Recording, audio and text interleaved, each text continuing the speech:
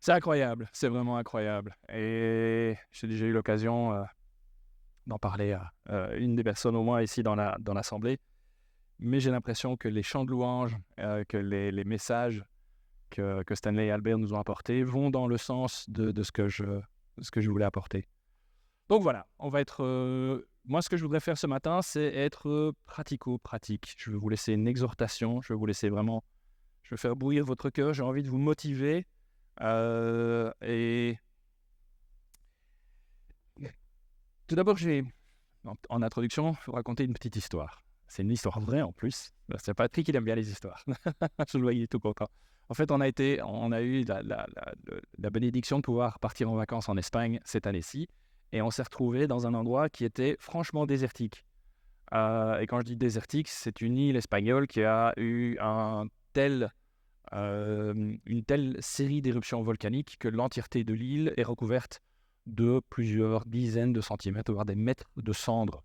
Et donc, du coup, c'est très, très, très, très désertique. Quand je dis que c'est très désertique, c'est noir à des kilomètres à la ronde. Il y a ce qu'ils appellent la mer de lave, qui est une zone qui fait environ 100 km² recouvert de basalte. C'est juste de la pierre. Il n'y a rien qui pousse.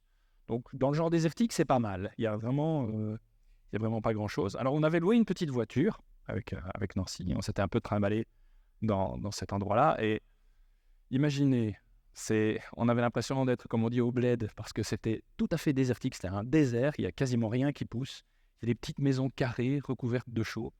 On avait vraiment l'impression d'être au Moyen-Orient. Et puis, en plein milieu de cet endroit, on a traversé une ville qui s'appelle Nazareth. Donc, Nancy et moi, on s'est regardé, on s'est demandé, mais est-ce qu'on s'est gouré de pays? Est-ce qu'on a traversé la frontière sans s'en rendre compte? On était toujours en Espagne. Et pour vous dire à quel point c'est désertique, une des attractions touristiques de cette île, c'est ce qu'ils appellent la vallée des 1000 palmiers. Donc pour que ce soit un des endroits touristiques les plus recommandés, une palmeraie, fantastique. Ouais. Il y a juste une série de palmiers et puis c'est tout. Donc c'est pas vraiment... c'est nu. C'est vraiment quand on est arrivé là, on s'est dit c'est juste incroyable. Pour planter des vignes, ils sont obligés de faire des trous, de creuser sur pratiquement 1 mètre de profondeur, et vous avez des champs entièrement noirs avec des trous et une petite touche verte qui ressort pour les vignes. C'est assez impressionnant. Et par contre, il y a une plante à un certain endroit qui pousse et dont les gens là-bas font le commerce, c'est l'aloe vera. Tu peux mettre la photo? Vous connaissez l'aloe vera? C'est une plante qui est assez intéressante. C'est une espèce de cactus. Et vous voyez ici la coupe des feuilles. Il y a un gel qui est contenu dans ces feuilles. Et ce gel possède de nombreuses vertus. Alors j'ai envie de demander, y a-t-il un médecin dans la salle? Si vous voulez savoir exactement comment tout ça fonctionne, tous les principes chimiques et autres, il y a un médecin là-bas. Anne, après, tu expliqueras tout comment. Voilà. Moi, je suis... Chacun son métier. Mais en fait, le gel de l'aloe vera est contenu dans les feuilles. Il y a 99% d'eau dans ce gel. Donc, c'est quasiment que de la flotte. Et il y a un petit pourcent dans ce gel qui contient des composés actifs. Il y a des minéraux, il y a des oligo-éléments, il y a du magnésium, du calcium, du cuivre, du fer, du zinc. Comme ça. Il y a des vitamines. La vitamine C, B1, B2, B3, B6. Il y a des polyphénols, je ne sais pas ce que c'est. Il y a des phytostérols régénérants, je ne sais pas ce que c'est. Anne, tu nous expliqueras. Il y a du bêta-carotène, il y a des polysaccharides antibactériens, antifongiques, cicatrisants et anti-inflammatoires. Tu nous expliqueras, Anne, parce que moi, j'ai recopié bêtement comme un âne, parce que je ne sais même pas si j'ai pas fait de faute à polysaccharides. Mais cette plante, quand je l'ai vue là-bas, sur cette petite île, elle m'a fait penser à Christ. Et pourquoi? À cause des propriétés du gel de l'aloe vera. Et c'est juste incroyable cette plante, parce que elle a l'air de rien, mais il y a tellement de choses dedans. Il y a tellement de choses qu'on peut rattacher, pour lesquelles on peut faire un parallèle avec notre Seigneur. Alors, ça reste une image. Okay? Et toute image qu'on peut donner sera toujours imparfaite, parce qu'on ne peut pas prendre quelque chose que nous voyons et essayer d'en faire une représentation parfaite de ce qu'est notre Seigneur. C'est impossible. Mais je trouvais que c'était pas mal comme plante. Et ces vertus m'ont vraiment fait penser à Jésus. D'abord, une des premières vertus, c'est une vertu apaisante. Il y a une action apaisante dans l'aloe vera. Et par exemple, en cas de brûlure superficielle, on peut appliquer le gel de l'aloe vera.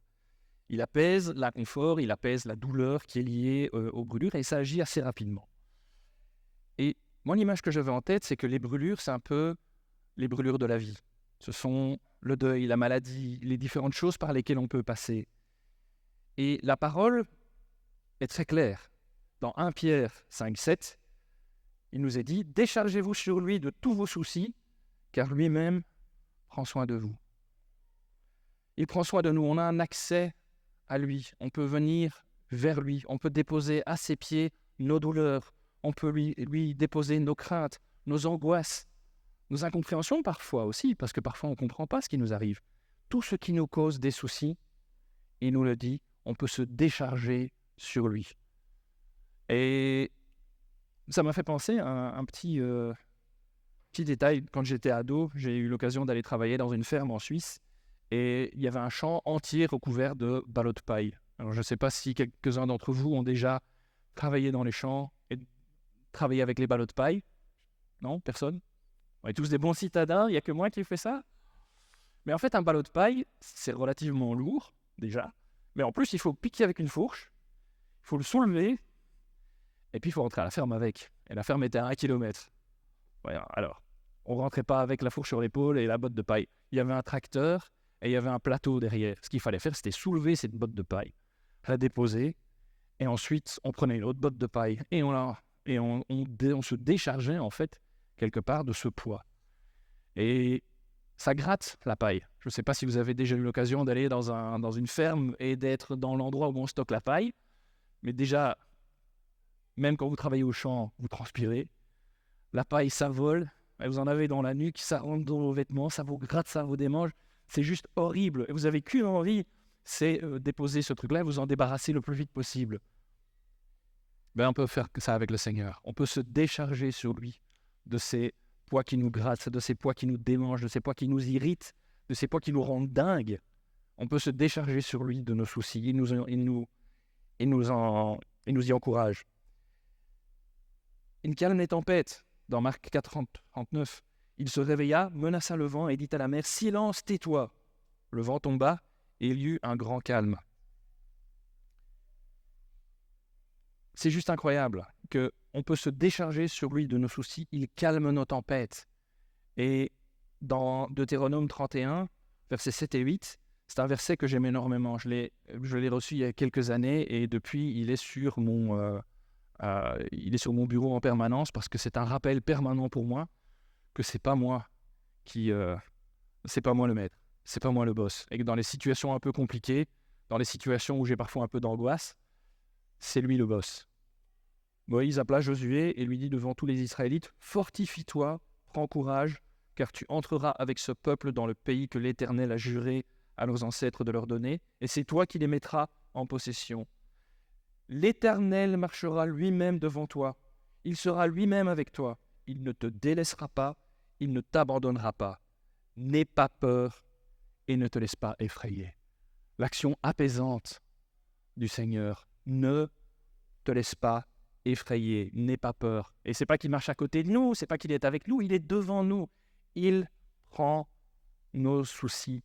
On peut se décharger de ça sur lui. Il nous calme, il est celui qui apaise nos tempêtes. Je trouvais que c'était pas mal comme image de voir cette aloe vera qui calme les brûlures et de voir notre Seigneur qui calme aussi les brûlures de la vie, nos soucis, nos tempêtes. Une autre action de l'aloe vera, c'est une action antiseptique. Alors, là, si je dis une ânerie, Anne, tu lèves la main, hein, mais normalement, quelque chose qui a une action antiseptique, c'est qui permet de lutter contre les bactéries. Parce que quand on a une plaie qui est infectée, ça peut engendrer des problèmes sérieux, voire même, je pense, à la mort. Je ne dis pas d'ânerie, hein, Anne. Non. Tu fais oui de la tête, mais je ne sais pas si c'est oui, j'ai raison, oui, je dis des âneries. Merci, Anne. Mais le rapprochement évident de ce côté antiseptique, c'est la sainteté de Jésus et le fait qu'il a pris sur lui nos péchés. Luc 5 nous dit, voyant leur foi, Jésus dit, mon ami, tes péchés te sont pardonnés. C'est la même traduction. Moi, quand j'ai vu ça, je me suis dit, qu'est-ce que j'aimerais un jour entendre Jésus dire « mon ami ». Cet homme, il est descendu au travers du toit, il a été déposé aux pieds de Jésus, et Jésus lui dit « mon ami, tes péchés te sont pardonnés ». Et évidemment, l'action antiseptique de l'aloe vera nous parle du fait que Jésus a vaincu le péché. Il a vaincu ce qui nous donnait la mort. 1 Pierre, chapitre 2, verset 24, « Lui qui a lui-même porté nos péchés dans son corps à la croix, afin que, libérés du péché, nous vivions pour la justice. » C'est juste incroyable. Cette petite plante de rien du tout, et déjà on peut déjà faire deux parallèles avec ce que fait Jésus. Une autre action qui peut être à rapprocher avec cette action un peu apaisante, c'est une action cicatrisante, quelque chose qui va favoriser la cicatrisation. Et on trouve dans l'histoire de la résurrection de Lazare le verset le plus court de la Bible. Vous le connaissez? Oui, non? Vous connaissez le verset le plus court de la Bible? Jésus pleura. Juste 2 mots, Jésus pleura. Moi, c'est un verset qui m'a... J'en ai peut-être déjà parlé, mais c'est un verset qui m'a toujours tellement ému. C'est le plus court, donc du coup, on le sait. Si on cite, c'est quoi le verset le plus court de la Bible? Jésus pleura. Et il pleure parce qu'un de ses amis est mort. Et je ne peux pas m'imaginer que Jésus ne savait pas déjà à l'avance que Lazare allait ressusciter. Et que donc, il savait qu'il allait l'appeler du tombeau. Il savait que Lazare allait sortir du tombeau. Et là, devant les hommes, Jésus pleure. Il y a une telle compassion. Il y a une telle compassion dans le cœur de notre Seigneur. Et il est là avec nous, au plus profond de nos angoisses, au plus profond de nos moments les plus difficiles. Il est là. Et tout comme il apaise la tempête, il guérit nos blessures. Le psaume 147, versets 2 et 3, dit « L'Éternel reconstruit Jérusalem, il rassemble les exilés d'Israël, il guérit ceux qui ont le cœur brisé et pensent leurs blessures. » On l'a chanté ce matin dans certains des chants, je l'ai noté. Il change nos pleurs en louanges. Quand vous criez, il entend, il séchera toute larme, il vous soutiendra. On l'a chanté déjà ce matin. Moi, quand j'ai vu ce chant, je me suis dit, mais c'est génial, parce que c'est vraiment, c'est ça que j'ai envie de vous transmettre. Il entend, il sèche nos larmes, il guérit nos plaies. C'est juste incroyable. Notre Seigneur nous dit, « Venez à moi, vous tous qui êtes fatigués et courbés sous un fardeau, je vous donnerai du repos. » Il est celui qui guérit nos blessures, pas seulement qui nous entend, mais il est celui qui est capable au plus profond de nos douleurs de venir nous guérir, de venir nous toucher et de nous donner cette paix au travers des moments les plus difficiles qu'on ne comprend pas. Il est celui qui guérit nos blessures. Une autre action, et qui est probablement très connue de l'aloe vera, et on le trouve, alors plus chez les dames, je pense, que chez les messieurs, quoique, mais il y a cette action hydratante, et on le trouve dans beaucoup de produits cosmétiques pour les dames, les crèmes hydratantes, etc., etc. L'aloe vera est présent dans tous ces produits-là. Et déjà, ce n'est pas une grande surprise. S'il est fait à 99% d'eau, c'est déjà pas mal. C'est assez hydratant, je pense. Mais Jésus nous le dit lui-même dans Jean, au chapitre 4, versets 13 et 14, « Toute personne qui boit de cette eau-ci aura encore soif. » Il est au puits avec la Samaritaine. La Samaritaine lui donne de l'eau. Et Jésus dit ceci à la Samaritaine. « En revanche, celui qui boira de l'eau que je lui donnerai n'aura plus jamais soif. Et l'eau que je lui donnerai deviendra une source d'eau qui jaillira jusque dans la vie éternelle. » L'image de cette eau, c'est le Saint-Esprit. C'est le fait que Jésus nous a donné le Saint-Esprit. Il est cette source hydratante, cette source purifiante. Dans le chapitre 47 du livre d'Ézéchiel, il y a ce torrent qui sort du temple. Et partout où ce torrent va, il y a la vie. Les arbres qui sont sur le bord de ce torrent n'arrêtent pas de donner des fruits, même hors saison. Ils donnent des fruits, nous dit la parole, tous les mois. Pourquoi? Parce que l'eau qui les arrose sort du sanctuaire. Et cette action hydratante de l'aloe vera, Cette eau que nous recevons de Jésus, c'est le Saint-Esprit. C'est cet esprit qui nous donne cette vie, qui nous fait, comme ce matin, qui nous touche, qui nous émeut. On est à son écoute, on reçoit la parole du Seigneur et ça donne la vie à l'Église. Il nous donne son Saint-Esprit. Un autre point, c'est une action de croissance. Alors, là, autant les crèmes cosmétiques avec du gel hydratant, c'est plutôt pour les dames. Ici, je pense qu'un effet de croissance sur les cheveux, ça nous touche plutôt nous, les hommes. Et donc voilà, l'aloe vera a une action qui permet de favoriser la croissance des cheveux. Voilà. Il n'y a pas que ça, il y en a encore plein, il y a des anti-inflammatoires et des machins. On va s'arrêter sur ces 5 points-là. Mais voilà, il y a une action sur la croissance des cheveux. Et du coup, je me dis, l'aloe vera a une action qui favorise la croissance. Et Jésus aussi, dans la parole, on le voit, favorise la croissance. Et on le voit dans Jean 1,5, par exemple. Jacques 1,5. Ouais, merci. Pas Jean, Jacques. Si jamais c'est pas les bons versets, c'est ma faute. Parce que j'ai gribouillé ça à toute vitesse pour la pauvre Elisa. Et elle a galéré ce matin, mais voilà, elle est au taquet. Merci Elisa.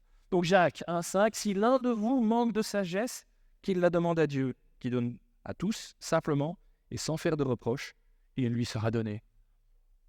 On a aussi dans 1 Corinthiens 3,7, on voit que Paul parle à l'église de Corinthe, où certains disent « Ah, moi je me revendique d'Apollos, ah, moi je me revendique de Paul. » Et là, ce qu'il dit, Paul, il dit « J'ai planté, Apollos a arrosé, mais c'est le Seigneur qui fait grandir. » Ainsi, ce n'est pas celui qui plante, ni celui qui arrose qui compte, mais Dieu qui donne la croissance. On a besoin de croître, on a besoin de grandir. On a cette parole aussi qui nous dit que, où Paul reproche, je ne sais plus à quelle église, d'ailleurs je pense que j'ai le verset plus loin, je me demande si ce n'est pas aux Thessaloniciens, où il leur dit, mais vous êtes des anciens dans la foi, vous devriez déjà tous être des prédicateurs, mais vous êtes comme des enfants, et au lieu de vous donner de la nourriture ferme, je suis obligé de vous donner du lait. La croissance fait partie de la vie de l'Église. La croissance, elle est initiée par Dieu, comme le rappelle ces versets dans 1 Corinthiens, c'est Dieu qui fait grandir. Il y a ce besoin de croître, ce besoin de devenir plus sage, ce besoin de pouvoir progresser. Et ça, c'est Dieu qui nous le donne. Ah ben voilà, j'ai retrouvé le verset, c'est le verset c'est pas les Thessaloniciens, c'était les Hébreux. Hébreux 5, 12. Alors que vous devriez, avec le temps, être des enseignants, vous en êtes au point d'avoir besoin qu'on vous enseigne les éléments de base de la révélation de Dieu. Vous en êtes arrivé à avoir besoin de lait et non d'une nourriture solide. Donc on a besoin de grandir. Jésus nous le montre. On a besoin d'approfondir sa parole. On a besoin d'être exhorté. On a besoin d'être enseigné. On a besoin par notre croissance, de nous rapprocher de lui et de le connaître encore plus. Et donc, je voudrais résumer 5 points pour l'aloe vera. Comment on a dit à Elisa? Un par un. Merci. Première des actions, il y en a plein d'autres. C'est une image, c'est imparfait, mais j'aimerais que vous gardiez ça en tête. La première, c'est une action apaisante. Il calme nos tempêtes. Le deuxième, c'est une action antiseptique. Il a vaincu le péché. Troisième, c'est une action cicatrisante. Il guérit nos blessures. Le quatrième point, c'est une action hydratante. Il nous donne son esprit. Et le cinquième point, c'est une action de croissance. Il nous fait grandir. Je pourrais m'arrêter là, mais j'ai pas envie. Parce que j'ai envie de vous lancer un défi. Vous savez, j'aime bien, moi, dire que c'est dans Actes 11, chapitre 11, verset 26, que à Antioche, que les croyants ont été appelés chrétiens pour la première fois. Et c'était une insulte. Chrétiens, c'est petit Christ. Alors soyons des petits Christ. On a vu ces différents points, ces images qu'on peut associer à Jésus en partant de l'aloe vera. Et nous alors, comment est-ce qu'on pourrait faire pour être comme Christ et avoir ces qualités? Mais la première chose que je veux dire, La première chose que je veux dire, c'est que toutes ces actions sont réalisées par une seule plante. D'accord ? C'est cette plante-là, l'aloe vera, qui a tout ça. Et on devrait avoir toutes ces vertus. On devrait avoir en nous toutes les vertus de Christ. On devrait être, comme dit la parole, avoir les entrailles de compassion de Christ. C'est dans une ancienne version de la Louis II. Mais on devrait avoir en nous, tout comme Christ est complet, on devrait avoir cette plénitude de la personnalité de Christ en nous. Et alors, n'oublions pas un truc. Bon, il y a peut-être débat là-dessus, mais l'aloe vera, c'est une plante moche. Vous avez déjà vu à quoi ça ressemble ? Qu'est-ce que c'est laid, un aloe vera ? Ah, je trouve ça laid, moi. C'est un cactus. L'aloe vera, c'est un cactus. Moi, je trouve pas ça beau, moi. Je trouve ça... C'est pour ça que je dis il y a débat. Il y en a qui aiment bien. Moi, je trouve ça laid. Parce que déjà, c'est tout sec quand on le regarde. Voilà, ça pique. Ça pique. Moi, je trouve, pour moi, elle n'a aucun attrait. Elle n'a rien de particulier. Il y a des épines sur les feuilles. Pour moi, c'est un moche cactus. Jésus, il n'avait aucun attrait non plus. La Bible nous le dit, que Jésus n'avait rien pour lui. Son visage n'était pas beau, à tel point qu'on se retournait sur lui. Il n'avait rien à ce niveau-là. L'aloe vera, alors il y a le gros aloe vera bien gras qu'on trouve dans nos salons. Le chrétien peut peur. Bien dans un environnement bien protégé. Un peu bonhomme comme ça. Oh, j'ai été arrosé aujourd'hui. Un bon petit aloe vera. Je ne vais pas trop grandir. Je suis dans mon petit pot. Mais c'est une plante qui est dehors, dans le désert, dans les endroits désertiques, arides, inhospitaliers, pas bien arrosés, et qui fournit 99% d'eau dans ses feuilles. Pour moi, c'est incroyable. C'est une plante qui est persistante. Toute l'année, l'aloe vera est verte. Toute l'année, on doit avoir les vertus de Christ en nous. Il n'y a pas un moment où on peut se dire, bon, ici c'est les vacances, moi tranquille, je reprendrai ma vie de chrétien un autre moment. Ou le dimanche, simplement. L'aloe vera est verte en permanence, Et un truc qui m'a vraiment fait aussi penser que c'est une belle image, c'est que l'aloe vera, ce que j'ai dit, c'est que le gel est intéressant. Et la plante, potentiellement, peut être cancérigène. La feuille elle-même contient du latex et on déconseille fortement de manger l'extérieur. Donc, c'est pas le contenant qui est intéressant, c'est le contenu. C'est le cœur même de la plante. C'est notre cœur à nous, plein de la vie de Christ, qui est important. C'est pas notre aspect. C'est vraiment le plus profond de notre cœur, notre nature profonde qui doit être comme Christ. C'est Christ qui vient en nous. Et parfois, la Bible nous dit, comment dire, c'est pas que rose et gentil, parfois on est repris par la Bible. Et dans Jacques, chapitre 2, versets 14 et 17, « Mes frères et sœurs, que sert-il à quelqu'un de dire qu'il a la foi s'il n'a pas les œuvres ? Cette foi peut-elle le sauver ? Si un frère ou une sœur sont nus et manquent de la nourriture de chaque jour, et que l'un de vous leur dise « Partez en paix, mettez-vous au chaud, rassasiez-vous » Non, il faut le dire autrement. C'est « Partez en paix, mettez-vous au chaud et rassasiez-vous » Plutôt comme ça, à mon avis, que Paul avait voulu le dire. Et que l'un de vous dise « Partez en paix, mettez-vous au chaud, rassasiez-vous » sans pourvoir à leurs besoins physiques, à quoi cela sert-il ? Il en va de même pour la foi. Si elle ne produit pas d'œuvre, elle est morte en elle-même. Alors, comment est-ce qu'on peut, nous qui avons cette foi, avoir ces œuvres qui sont un reflet des vertus de Christ ? On va reprendre un petit peu ces points de l'aloe vera. L'aloe vera, il a une action apaisante. Jésus calme nos tempêtes. Comment pouvons-nous calmer les tempêtes chez nos frères et chez nos sœurs ? Aidons-nous les uns les autres. On n'a peut-être pas la foi pour bouger une montagne, peut-être qu'on se sent petit dans notre foi, peut-être qu'on n'a pas reçu la capacité d'imposer les mains et de guérir les malades. Mais on a des oreilles pour entendre, on a une épaule pour être un soutien. Parfois, on a juste la patience. Romains, chapitre 15, verset 1, « Nous qui sommes forts, nous avons le devoir de supporter les faiblesses de ceux qui ne le sont pas et de ne pas rechercher ce qui nous plaît. » Exode, chapitre 17, verset 12, et j'aime énormément ce verset. Comme les mains de Moïse devenaient lourdes de fatigue, ils prirent une pierre, qu'ils placèrent sous lui, et il s'assit dessus. Aaron et Hur soutenaient ses mains, l'un d'un côté, l'autre de l'autre. Ainsi, elles restèrent fermes jusqu'au coucher du soleil. Il y a ce côté « aidons-nous les uns les autres ». Comme Christ calme les tempêtes, on peut aider à calmer les tempêtes de nos frères et sœurs. Et peut-être qu'on n'a pas les solutions. Peut-être qu'on ne sait pas, on sait pas imposer les mains et guérir quelqu'un sur place. Mais on a des oreilles pour écouter. On a des mains pour donner un coup de main, une épaule pour être un support.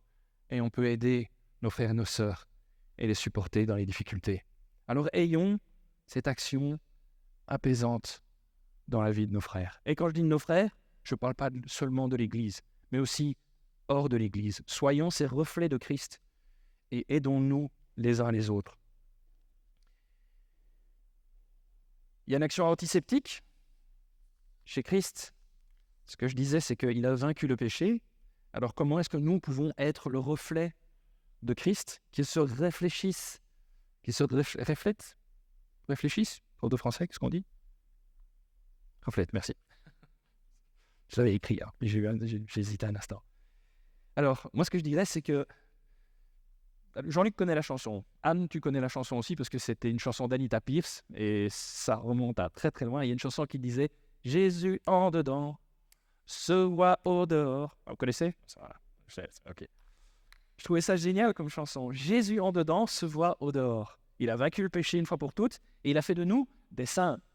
Et s'il a fait de nous des saints, il a fait de nous des... C'est lequel des deux? Des saints ou plutôt des... Hein? C'est plutôt quoi? J'espère qu'on sera des saints. Romains 12, 9, 17 nous dit que l'amour soit sans hypocrisie, ayez le mal en horreur. Attachez-vous au bien, par amour fraternel, soyez pleins d'affection les uns envers les autres et rivalisez d'estime réciproque. Ayez du zèle et non de la paresse. Soyez fervents d'esprit et servez le Seigneur. Réjouissez-vous dans l'espérance et soyez patients dans la détresse. Persévérez dans la prière, pourvoyez aux besoins des saints et exercez l'hospitalité avec empressement. Bénissez ceux qui vous persécutent, bénissez et ne maudissez pas. Réjouissez-vous avec ceux qui se réjouissent, pleurez avec ceux qui pleurent. Vivez en plein accord les uns avec les autres. N'aspirez pas à ce qui est élevé, mais laissez-vous attirer par ce qui est humble. Ne vous prenez pas pour des sages. Ne rendez à personne le mal pour le mal. Recherchez ce qui est bien devant tous les hommes. Soyons ces reflets de la sainteté de Jésus dans nos vies. Ça, c'est l'action, je reviens dessus, antiseptique. L'action hydratante. Pratiquons les dons. Et là, c'est ça qui m'a frappé ce matin. Dans les chants, je voyais vraiment une suite, dans les thèmes des chants et les paroles des chants, je voyais vraiment toutes ces qualités de Christ qui étaient proclamées, qu'on a chanté ensemble ce matin. Et puis, l'Esprit a parlé ce matin. L'Esprit a agi ici dans l'Assemblée. Stanley, Albert ont reçu tous les deux quelque chose de la part du Seigneur et ont hydraté l'Église, si je veux dire ça comme ça. Parce que avant de pouvoir hydrater, il nous faut de l'eau. Il nous faut ce baptême de l'Esprit, il nous faut cette bénédiction. Le dernier jour, dans Jean 7, versets 37 à 39, le dernier jour, le grand jour de la fête, Jésus debout s'écria « Si quelqu'un a soif, qu'il vienne à moi et qu'il boive. Celui qui croit en moi, des fleuves d'eau vive couleront de lui, comme l'a dit l'Écriture. » Il dit cela à propos de l'Esprit que devaient recevoir ceux qui croiraient en lui. En effet, l'Esprit Saint n'avait pas encore été donné parce que Jésus n'avait pas encore été élevé dans sa gloire. Nous avons reçu l'Esprit Saint. Et comme le dit 1 Corinthiens 12, on a reçu une diversité de dons. On a reçu une diversité de dons, mais le même Esprit. Une diversité de services, mais le même Seigneur. Une diversité d'actes, mais le même Dieu qui accomplit tout en tous. Et ça m'a vraiment fait chaud au cœur de voir que le Seigneur avait quelque chose à nous dire. Et que ce fleuve d'eau vive n'était pas tari dans notre Église. Que ce fleuve d'eau vive était toujours là. Alors on a besoin d'être des sources de l'Esprit et on a besoin de transmettre. On a besoin d'être à l'écoute des dons que Dieu nous a donnés et de les mettre au service de l'Église et de nos frères. La quatrième action dont j'avais parlé, c'était l'action cicatrisante, où Jésus guérit nos blessures. Et je me suis dit, mais comment est-ce qu'on peut aider les autres à cicatriser? Qu'est-ce qui fait qu'on a des blessures ouvertes? Et le verset qui s'est imposé à moi pour ça, c'est dans le Notre Père. Pardonne-nous nos offenses, comme nous pardonnons nous aussi à ceux qui nous ont offensés. Et vous n'êtes pas nombreux à connaître, à m'avoir connu en tant qu'ado. Je pense qu'il n'y en a que 2 ici qui m'ont connu quand j'étais ado. Mais mes parents ont divorcé. Et ça a été un divorce qui était très très dur. C'est au travers du divorce de mes parents que je suis arrivé au Seigneur. Parce que toute l'histoire fait que ma mère était très loin dans le désespoir. Et avant voilà, elle pensait à mettre fin à ses jours, elle voulait parler à un pasteur. Et elle a été mise en contact via une de ses sœurs qui est chrétienne avec le pasteur Jotran, donc le père de Anne et de Jean-Luc. Et c'est au travers de ce divorce que j'ai fini par moi-même me donner au Seigneur. Et pendant des années, ça a été très très difficile. La relation avec mon père a été très très difficile. Et un jour, je lui ai écrit une lettre. Et c'est pas pour me glorifier, mais j'ai simplement écrit une lettre en disant « Tu nous as fait du mal, tu as vraiment détruit quelque chose, mais malgré tout, je veux te pardonner parce que tu restes mon père. » Et mon père s'était remarié et sa nouvelle femme m'a dit « Je ne sais pas ce que tu as mis dans ta lettre, mais depuis qu'il l'a reçue, ton père passe son temps à siffloter gaiement dans la maison. » Il y a une action cicatrisante quand on pardonne. Il y a quelque chose qui fait que quand on pardonne à ceux qui nous ont offensés, non seulement nous recevons du Seigneur, mais eux-mêmes reçoivent. Et on a besoin de pratiquer cela. Quand nous offensons quelque part, quand nous offensons quelqu'un, nous devons demander pardon. Quand quelqu'un nous offense, il nous faut accorder le pardon. Il nous faut nous pardonner les uns les autres. Parce que le pardon, non seulement il est lié à notre propre condition, mais il délie des choses dans les cœurs et dans les lieux célestes. Alors pour cette action cicatrisante, pardonnons-nous les uns les autres. Et enfin, le dernier point, c'est cette action de croissance. Et merci Stan, en tout cas, d'avoir partagé ce que le Seigneur avait mis sur ton cœur, parce que c'était vraiment cet appel, cet encouragement que tu nous as donné. On avait besoin de l'entendre. Et j'avais noté ici qu'on a besoin de pouvoir s'encourager, non seulement autour de nous, pour croître, dans nos églises, mais aussi dans nos familles, dans nos lieux de travail. Et c'est 1 Thessaloniciens 5:11. Combien un peu? Voilà, merci. 1 Thessaloniciens 5:11. C'est pourquoi encouragez-vous les uns les autres et édifiez-vous mutuellement, comme vous le faites déjà. Et ça m'a réconforté de ce que tu as apporté, Stan, ce matin, parce que c'était vraiment ça. Et je voyais que les choses s'alignaient gentiment. Le Seigneur avait quelque chose à nous enseigner ce matin.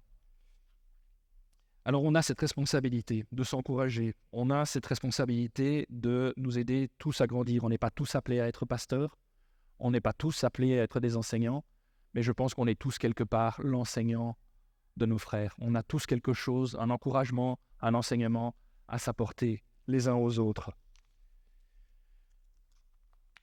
Alors en résumé, c'est mon résumé final. L'aloe vera, ça peut nous rappeler pas mal de choses à propos de notre Seigneur. Une action apaisante, antiseptique, hydratante, cicatrisante et une action de croissance. Mais soyons cette plante comme le Seigneur. Soyons cette plante qui apporte tant de vertus. Et rappelons-nous que l'extérieur est toxique, mais c'est l'intérieur qui doit être utilisé. C'est le Seigneur en nous. Alors pour cette action apaisante, aidons-nous les uns les autres. Pour cette action antiseptique, soyons le reflet de la sainteté de Christ. Pour l'action hydratante, cicatrisante d'abord, pardonnons-nous les uns les autres. Pour l'action hydratante, pratiquons les dons de l'Esprit qu'il nous a donnés. Et enfin, pour cette action de croissance, encourageons-nous les uns les autres. Seigneur, je te demande que tu fasses de nous tes reflets, que nous puissions prendre cette simple image de cette plante, Seigneur, et nous rappeler que nous devons être sur terre des petits Christ, tes représentants, tes miroirs le plus fidèles possible. Aide-nous, Seigneur, à pouvoir apporter le pardon, à pouvoir apporter la sainteté autour de nous, à pouvoir partager les dons, à pouvoir nous encourager, nous pardonner les uns les autres. Apprends-nous, Seigneur, à être chaque jour plus semblable à toi. Amen.